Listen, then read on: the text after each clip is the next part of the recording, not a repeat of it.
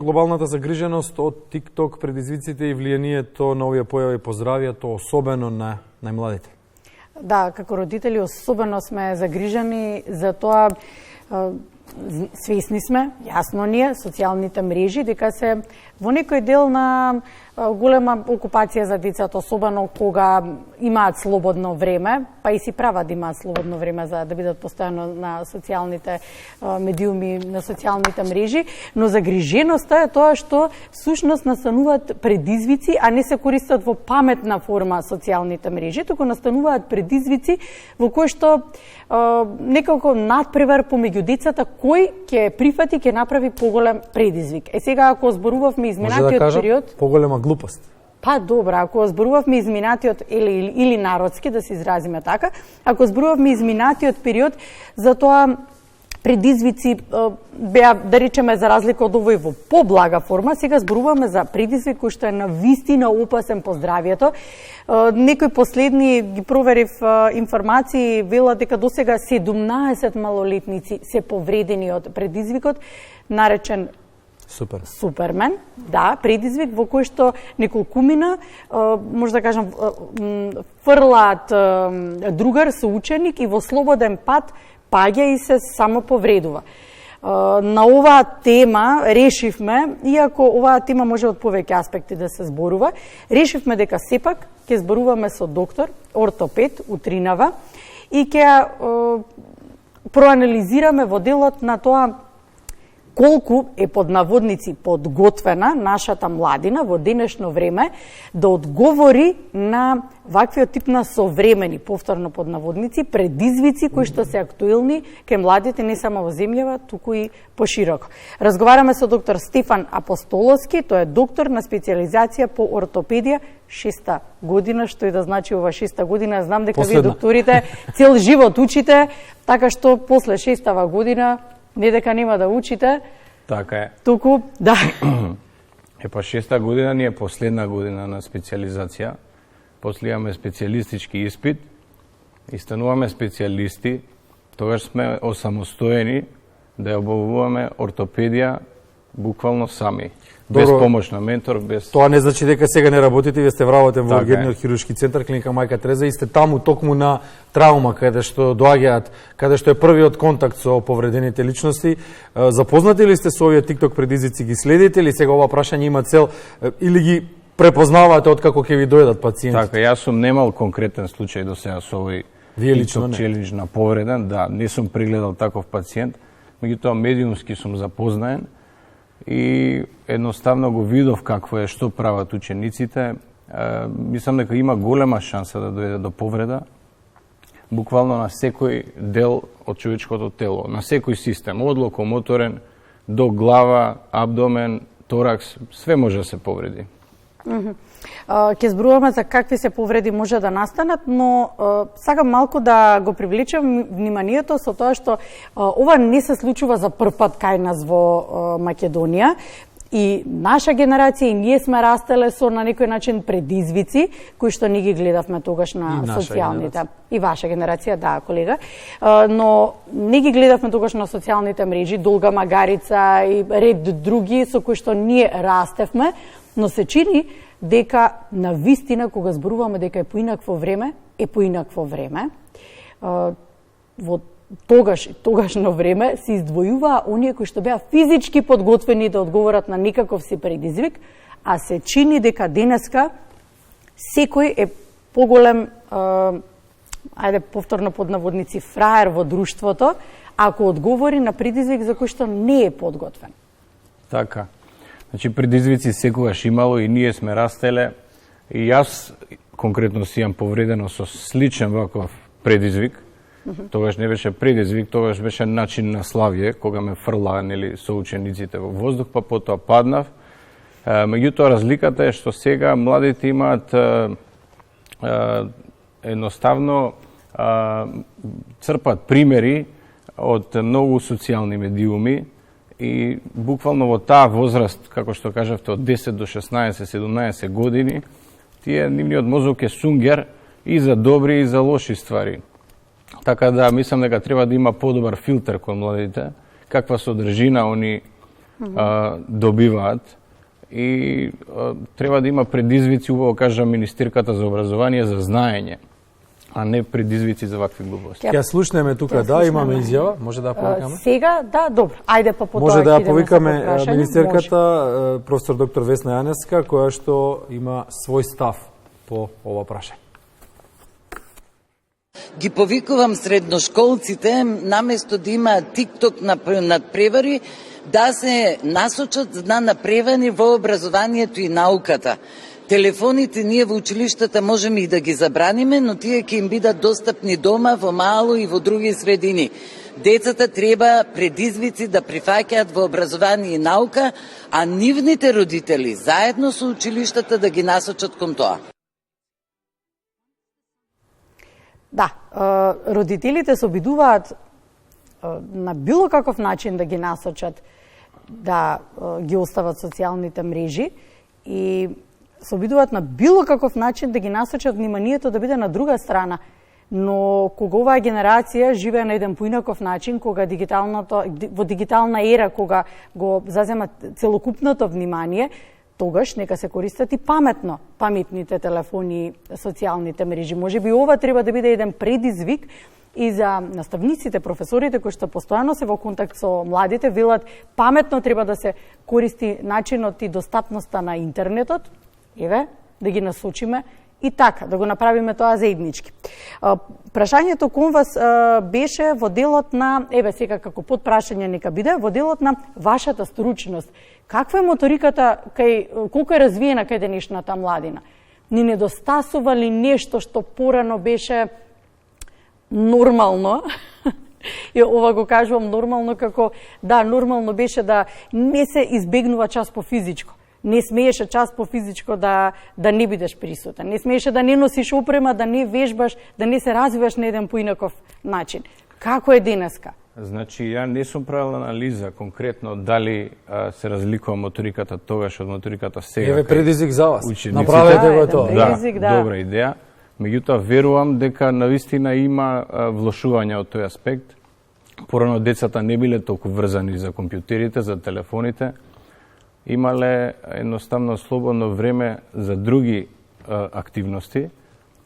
Значи, тоа биле најчесто физички активности, а сега веројатно вниманието им е одземено од тие содржини на социјалните. Забележувате ли некои состојби кои што на прегледите, на ортопедските прегледи се јавуваат кај децата сега, кои што не се одвестуваат, еве ако не сте правеле анализата, не се освестуваат по книга, по она кога треба да се очекува да имаат искривувања, каков тип на искривувања, развој на стапало, на целото тело. Што е оно што вие ортопедите го забележувате сега? Значи, јас сепак сум од помладите генерации на ортопеди, веројатно постарите имаат некои сознанија што тоа се сменило. Најверојатно е тоа она кифоза во торакалниот дел, затоа што децата постојано се искривени пред компјутерите, пред телефоните, а во однос на другиот дел од локомоторниот систем веројатно нема толкова влијание. Колку сме свесни за ризиците што ги носат со себе овие предизвици кои ги носат нели по нашето здравје? Сега се ставаме сите во прво лице множина, ние заедно со децата и со оние кои што ги прават тие предизвици, бидејќи гледаме дека и возрастните ги прават тие предизвици, практично возрастните се примерот за помладите. Какви се ризиците што ги носат прво по нашето физичко, а потоа, не дај Боже, ако дојде до сериозна повреда, па и по психичко и долготрајно влијание врз човекот? Па секако, како што кажав на почеток, има можност за секаков тип на повреди тука. Значи, они кога го враќаат назад тоа дете, што не Ајде да објасним убаво какви се повреди може да настане. Еве, може да настане повреда на глава. Ако се повреди главата, не знаеме дали може да дојде до некое крварење внатре, потрес на мозок, што е добро полесна дијагноза од крварењето, може да дојде до скршено ребро, до скршена рака, нога, значи секаков тип на повреди. Како треба да се однесува жртвата на еден челендж, на ваков предизвик кога се соочува со повреда? Дали треба да молчи и да чека болката да помине, или веднаш да отиде на лекар ако почувствува болка, бидејќи визуелно не знаеме што ни се случува во организмот во такви ситуации? Често младиве не пријавуваат дома. Апсолутно не треба да молчи, мислам дека тоа му е јасно на секој. Кога има болка, нека се јави на доктор, нека дојде, ќе го прегледаме. Добро, можеби ќе речат, ајде сега на клиника колку има гужва, колку има народ, треба да чекам, треба да... Така е. Меѓутоа, кои се последиците што може да се појават од некоја повреда која што ја носиме во себе скриена? Тоа да им го доловиме на младите. Па еве, на пример, ако станува збор за скршеница и таа не биде третирана, може да дојде до неправилно сраснување, а со тоа потоа и функционалноста на тој екстремитет да биде намалена. Така да има разноразни случаи, најдобро е да се јават на нашата клиника и да бидат прегледани. Многу често и не знаеме дека постои скршеница во нашето тело и покрај тоа што има болка, нели, таа може да биде напукнатина или како и да е, така што може да стане и посериозна, може да се претвори во хронична повреда. И тука најчесто знаат пациентите, затоа Добро, што тоа е различна болка. Па различна болка е да го објасниме малку тоа, можно ли е да речеме болката да престане, да се намали, да престане отокот, што велите сраснува скршеницата. Што се случува со една скршеница ако не биде третирана? Често, нели знаеме народски да кажеме, клинот да се избие со клин. Така, значи да. Нема сигурно во првите неколку дена да се намали болката. Првата недела ќе има голема болка и голем оток. Најчесто ќе има оток, понекогаш и не толкав. Меѓутоа, кај нас на ургентниот центар доаѓаат и пациенти кои буквално ги немаат ни овие симптоми, па се прегледани, исследени и е дојдено до диагноза. Така да, еве апел, секој што е повреден на тој начин на тие челенџи, предизвици, значи слободно нема што да мисли. Ајде да ја погледнеме изјавата од портпаролот на Министерството за внатрешни работи, чинам дека е вистинско време, Гоце Андриевски. Колку имаме пријави до сега за вакви предизвици на младите?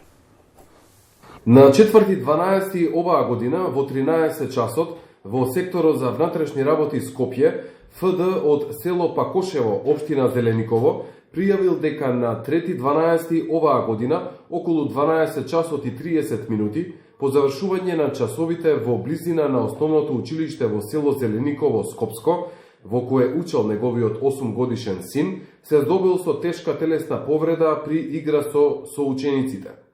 Повредата е констатирана во градска општа болница Свети Наум Охридски во Скопје. Извршен бил увид од увидна екипа на секторот за внатрешни работи Скопје и се работи на целосно расчистување на случајот. Да.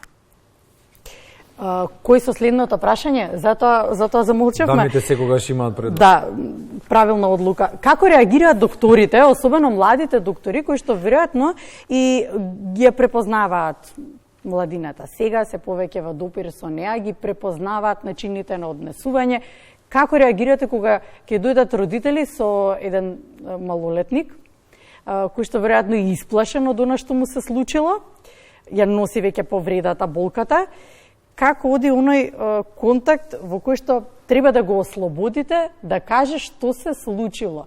Ги учите ли тие знаат повозрастните доктори да кажат цаки во комуникација, скриени? Па така, значи тие цаки во комуникацијата ние спонтано ги добиваме со нашето работење, односно ги стекнуваме и ние сме директни таму. Нема Како директни? Кажи ајде што ти се случило веднаш тука Па пред родителите.